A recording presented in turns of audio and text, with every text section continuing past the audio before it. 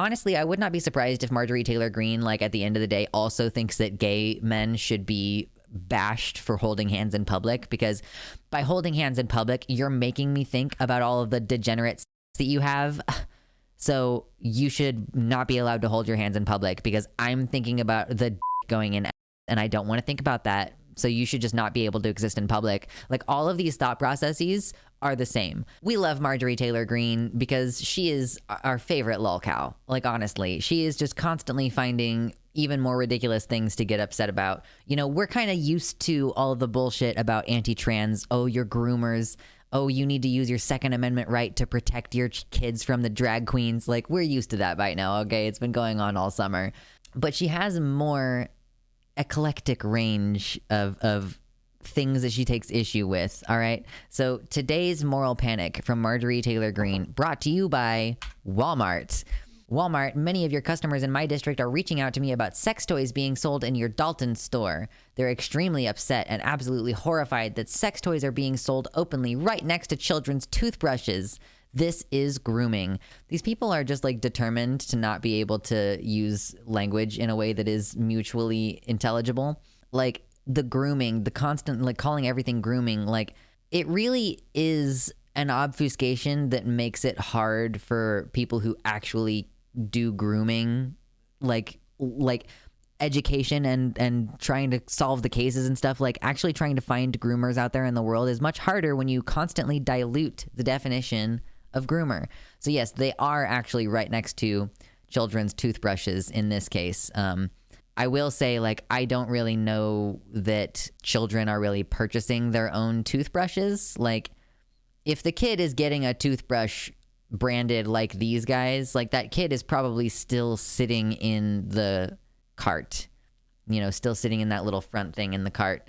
And like, yeah, they do this thing where they're kind of like patterned over or grayed out. Like, you can't actually see what the thing is aside from just the silhouette outline. Are these like store brand? Is this like the Walmart brand vibrating stroker? All right. And then down here we have Astroglide, which, to be completely honest, like, you have always been able to buy lube and condoms at the store, and those are very obviously sexual material. And sometimes they might even be in the aisle with the kids' toothbrushes, but that's not what the moral panic is over. The moral panic is over the vibrators, although I would not be surprised if they would be mad about that. But yeah, like, what kid is going to even notice this, much less ask about it, much less be able to read it? Like, again, kids this age with like the Pixar and the Raya and the fucking Little Mermaid shit, like, these kids are going to be like not reading very clearly yet. They're still gonna probably be having a difficult time with the reading. Please don't buy Astroglide though. Yeah, horrible chemicals. Don't buy Astro. Yeah. And this is just, yeah, like, lube and toys are now being sold both in the same aisle instead of just lube and condoms previously. Tush Kush, what the fuck is that? So she's gonna continue freaking out about that. The pharmacies here started selling sex toys and people had an outcry, and over time the pharmacies just stopped, mostly because people order their toys online and don't want to buy them in public in a pharmacy. I do think that I would not want to purchase my toys at a Walmart. That's just me. Like, I don't think that I would want to do that. So yeah, they're just like the moral panic over vibrators and the toys. So she's continuing on here. Selling sex toys openly where children are exposed to them is wrong, inappropriate, immoral, indecent, perverted, shameful, and incredibly harmful to children. Why is Walmart participating in the grooming and sexualization of children? Is this in all stores or just Dalton? I at least haven't noticed any sex toys at the Walmarts that I've been to recently, but that's maybe that's just my problem. Like, selling sex toys openly where children are exposed to them. They're not really exposed to them. They just are on the shelf, you know? Like, wrong, inappropriate, immoral, indecent, perverted, shameful, and incredibly harmful to children. Like, you can say it's immoral, I guess, like, based on whatever. Like, I don't know, do you have, like, does it say something in the Bible about vibrators being inappropriate for children? I don't think so. It kind of seems like, for the most part, children get married off at very young ages in the Bible. And there are definitely, like, children who have sex in the Bible. Like, as one dude gets, like, seduced by two of his own daughters. I don't know how old they were, but that's what I'm trying to say. Incredibly harmful to children. Like demonstrate the harm. bitch. Like, that's so frustrating to me. I find it so irritating. It would be extremely beneficial to children if we could make sex more normal and not so sequestered and shameful. Like, right. Like, again, like, all of this altogether makes it much harder to talk about grooming because, like, if the kids are, like, ashamed of sex, then they're going to be more likely to think, oh, I did something by being molested by an adult. Like, they're gonna think I did something wrong instead of being able to just talk to you about it and be able to communicate things clearly and everything. Did she ever bitch about the lube and condoms next to toothbrushes? I'm not sure. We can continue on the thread for sure. She says, I don't care how big your corporation, how much money you have, how powerful your lobby is, how big and powerful your political influence is. I just don't care who you are. I will always stand up firmly for what is right and do everything I can to protect kids. I cannot comprehend how we got to this place where people think they have the right to force sexual adult issues on children. Again, they're just in the store. Like, something just existing in the store is not something like being done to your child. Like, again, this is actually the same kind of mentality that's like, people shouldn't be in drag around children. Like, they're trying to say, like, someone existing in your general vicinity is forcing something on you. Honestly, I would not be surprised if Marjorie Taylor Greene, like, at the end of the day, also thinks that gay men should be bashed for holding hands in public, because by holding hands in public, you're making me think about all of the degenerate sex that you have. So you should not be allowed to hold your hands in public because I'm thinking about the dick going in ass and I don't want to think about that. So you should just not be able to exist in public. Like, all of these thought processes are the same. Once you start to recognize these patterns, these people think they have a right to a world without certain kinds of people in it. They think they have the right to a world without gay people in it. They think they have the right to a world without trans people in it. Like, they think they have a right to a world without Muslims in it. And they think they have the right to a world where sex is cloistered away and hidden and not spoken about in ways that are productive in any way. You do not have that right, because no matter how hard you try to twist your perverse ideas into reasons any of this nastiness is okay, you are wrong. I mean, like, so here's another thing. You're about to learn some things about little old Luxander here. I started masturbating when I was like 7. Not because I was sexualized in any manner. Like, I was not molested or raped or groped or anything as a child. I just started masturbating like when I was like 7 or 8 years old. So honestly, I would have probably benefited from having some like conversations about masturbation at a young age, and like conversations about how to do things safely. Because I'm sure that I tried to do things that probably weren't a good idea in terms of masturbation. And like, sometimes you try to put stuff inside you that probably you shouldn't have tried to put there. You know what I mean? Like, when you don't get the proper education, and in this instance, the proper toys. Like, frankly, if you're a person who really cares about abstinence, you should provide your teenagers with sex toys. Like, if you, like, as a parent, right? If you have a kid who is like 14 or 15 and really horny, and like, you want them to be able to be the horny without feeling like they want to go out and do the fuck.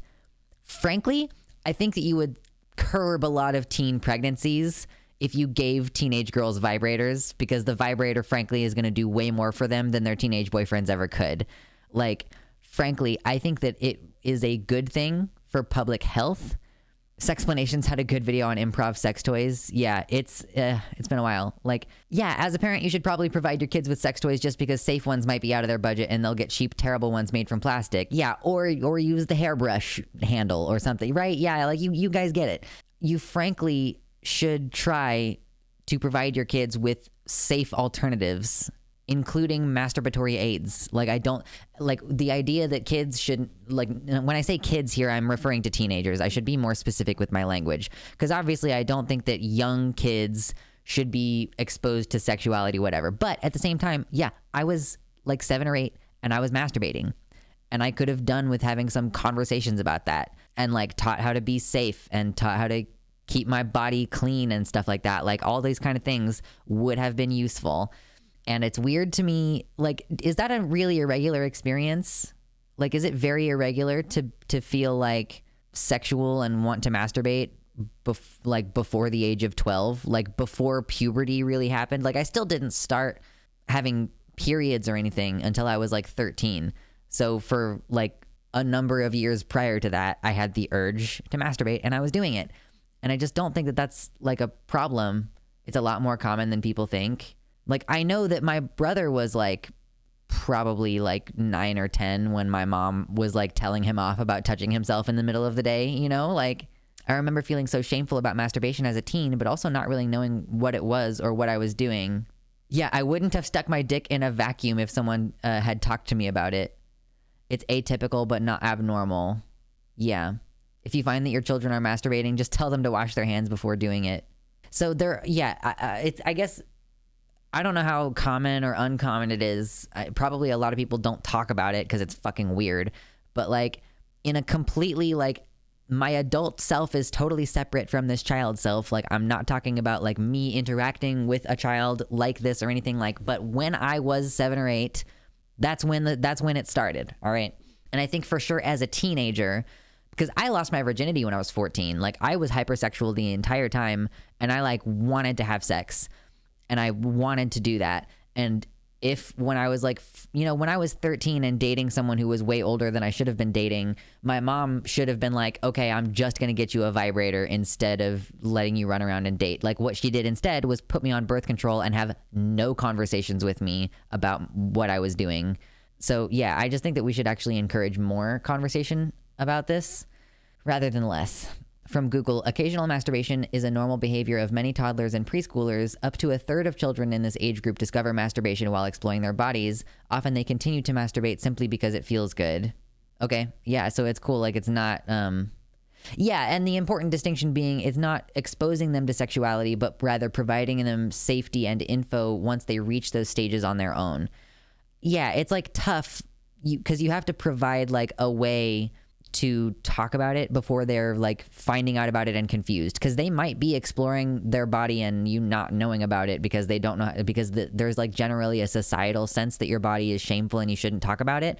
So you actually do have to proactively intervene on those messages. Like, my mom would just be nude after her showers while she was drying off in the house, and I was really uncomfortable with that because I had absorbed the ideas that female bodies were like inherently sexual or whatever, and I felt like uncomfortably sexualized by that. But what she wanted me to learn from that was that women's bodies are normal and nudity is okay. But that's not what I learned from it, and it made me feel bad and it made me feel weird and uncomfortable.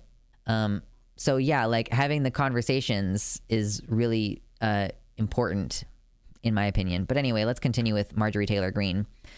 The district I represent is firmly opposed to any and all grooming and sexualization of children. Like, that's just not what's happening. It's largely Christian and conservative. We believe in protecting our kids from perversions and raising them with good moral family values to the best of our abilities. We believe in preventing our kids from being able to have the vocabulary to tell us what their uncle did to them. On behalf of my district, I am demanding Walmart resolve this issue immediately.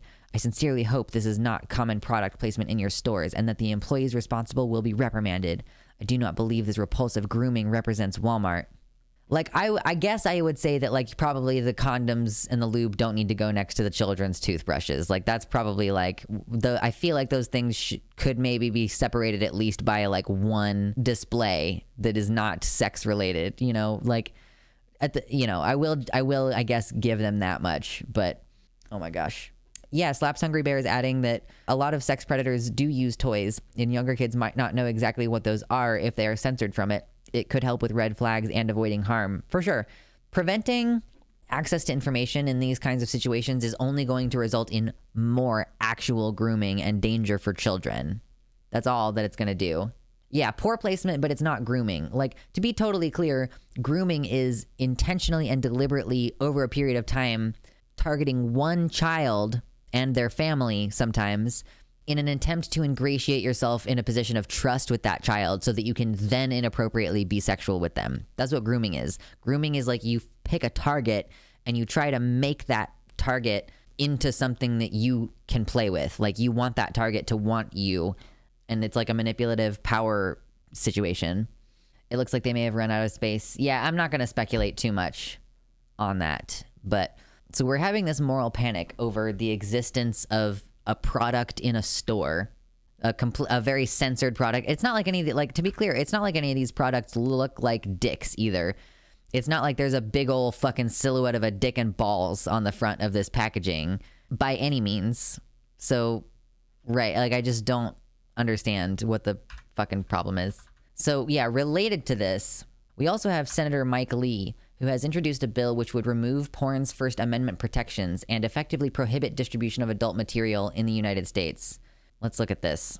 So the Interstate Obscenity Definition Act, let's see if we can make this a little bit bigger. So this says, obscenity is not protected speech under the First Amendment and is prohibited from interstate or foreign transmission under United States law. But obscenity is difficult to define, let alone prosecute, under the current Supreme Court test for obscenity, which is the Miller test. The origins of the Miller test date back to 1957, when the Supreme Court gave the prurient interest test laid out in Roth v. United States.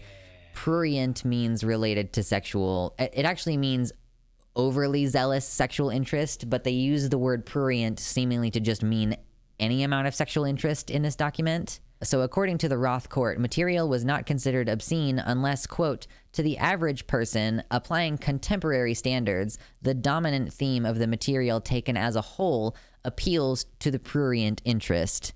So yeah, this is saying, according to the Roth court, material is considered obscene if to the average person applying contemporary standards. So like something really focused in on ankles could not be considered porn on its own right now, because according to contemporary standards, ankles are not erotic, all right? The dominant theme of the material taken as a whole appealing to the prurient interest. So for the next 20 years, the court struggled with refining the Roth test, causing strong dissents, court splintering, and lower court confusion at the applicability of the standard.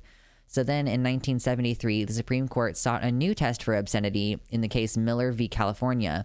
So the Miller test defines speech and expression as obscene if, so I think this is the current establishment here is under this Miller test, the current way to establish obscenity. So if the average person applying contemporary community standards would find that the work taken as a whole appeals to the prurient interest. So I guess that also means like if you have a sex scene in a movie that the movie is otherwise like an action movie, then that wouldn't count as like the whole of the work applying to the prurient interest. So, or if the work depicts or describes in a patently offensive way sexual conduct specifically defined by the applicable state law. Okay. So I guess the thing that I just said about the action movie with the sex scene, it would not count if the sexual conduct was patently offensive, or if the work taken as a whole lacks serious literary, artistic, political, or scientific value. That is extremely subjective. And also, I think that this could be challenged on the scientific value precipice because of there could be you could demonstrate a scientific value to, for example, masturbation, and then basically just say like accessing pornographic material is healthy for the same reasons that masturbation is healthy. So it's obscene if all three of these things are all true at the same time. The average person thinks that the work appeals to the prurient interest, and the work depicts in a patently offensive way sexual conduct, and the work taken as a whole lacks serious literary, artistic, political, or scientific value. So as we consider the application of the Miller standard to the internet, we run into serious challenges. Which, quote, contemporary community standards should be applied? Yeah, that's a good question. Is the gay shit, like, not going to be okay? But I don't know. I think this is against all porn, even straight porn. Like, I don't think that this particular moral panic bill has anything specifically to do with queer people. Yeah, but it's just cracking down on sexual activity in general. Like, non-normative, according to them, sexual activity. So what applicable state law should be applied to determine patent defensiveness? Yeah, if it's on the internet, like whose applicable state law applies? So because the internet is, quote, a channel or instrumentality of interstate commerce, Congress's current obscenity prohibitions are severely diminished. So in response, Senator Lee proposes the Interstate Obscenity Definition Act, which would establish a national definition of obscenity that would apply to obscene content that it transmitted via interstate or foreign communications. The bill specifics. So the definition of obscenity, it defines obscenity within the Communications Act of 1934 as content which, taken as a whole, appeals to the prurient interest in nudity, sex, or excretion. So this is going to be and depicts, describes, or represents actual or simulated sex acts with the objective intent to arouse, titillate, or gratify the sexual desires of a person, and taken as a whole lacks serious literary, artistic, political, or scientific value. I mean, if you just make a really artsy porno, with like romance in it and a plot so that it has some literary and artistic value, does that make that porn okay? You're just going to force people to become way more creative about their shit here. This is almost the end here. So this bill would also strengthen the existing general prohibition on obscenity within the Communications Act by removing the, quote, intent requirement that only prohibits the transmission of obscenity for the purposes of abusing, threatening, or harassing a person. There can't be a shark in the pool? I know. That is why porn has plots to literally escape obscenity laws. That's really funny. I hadn't... of course, it makes natural sense. Like, if part of it is like, taken as a whole, there is no literary, artistic, political, or scientific value. Like, all right, cool. So that way you could say it's not as a whole appealing to the prurient interest in nudity, sex, or excretion. That's really funny. Like, the prurient, like so videos of people shitting on other people, if they are for the specific interest of appealing to the prurient interest, the sexual interest in excretion, then that's not okay. Yeah, do a chemistry experiment in your porn to add scientific value. True. We're doing a scientific experiment. I'm going to see how long it takes you to get me pregnant in my boy hole. like when femboys try to get preggers. That would make it so they could label LGBTQ stuff as pornographic and ban us entirely from media. Right, like, yeah, because they do. That is the sneaky thing, is like, content which in whole like has something to do with prurient interest in nudity, sex, or excretion. Like, I guess technically speaking, if you made a movie which as a whole is about gay love, like it's a gay couple, let's say they kiss but there's no sex scene, right? So even more vanilla than most, like, or not, I shouldn't say vanilla, that's not the right word I was looking for, but like even more censored and clean than plenty of romantic comedies about straight people where there's a sex scene, like they're tearing off each other's clothes. If the movie is about a gay couple, because of that conservative reflex to say two men holding hands in public makes me think about you fucking each other in the ass, like, you could, I guess, technically say that like the work as a whole is appealing to the prurient interest. The thing is, these things get written this way so that they can be applied in a lot of different manners. Like, they try to write these laws in such a way that they can apply to whatever they need them to apply to, which is why the Don't Say Gay bill, like, it doesn't even say gay in the bill. Like, that's the whole fucking point. God, people are morons. Anyway, okay, yeah, conservatives will literally do a Holocaust instead of going to therapy. Absolutely true. What does this bill do? Does it strive to ban all porn? Yeah. So the idea is that like any communication over the internet is going to be subject to these obscenity laws within the Communications Act. Like, so the goal here is to make it so that, I guess technically already speaking, obscenity is not protected free speech. So then it's just about defining what does obscenity means. Like, in the same way that you can't threaten the life of the president of the United States, like, that's not free speech. Free speech is also limited in the sense that, like, you can't do insider stock trading. Like, if some news is about to drop about this company that's going to make their profits drop, you can't tell anyone who knows, like, anyone else that you know who has stocks in that company, because then they might, like, you know, use that information to, like, it's considered like restricted speech. You don't want to like give someone a heads up to sell their stocks while they still cost good money. So yeah, the point here is to like expand the definition of obscenity to where it would apply to porn posted on the internet, and subject it to the Communications Act, where it's like you're not allowed to host anything on the internet that could be obscene. Like, which is like a broader crackdown than FOSTA SESTA, when FOSTA SESTA passed a few years ago, like against they were trying to ban sex trafficking, which is why Tumblr removed porn from the website, because it would basically mean like the website which is hosting the porn is liable to be sued and have criminal charges pressed against them for breaking the law about FOSTA SESTA, or in this case, breaking the law for obscenity.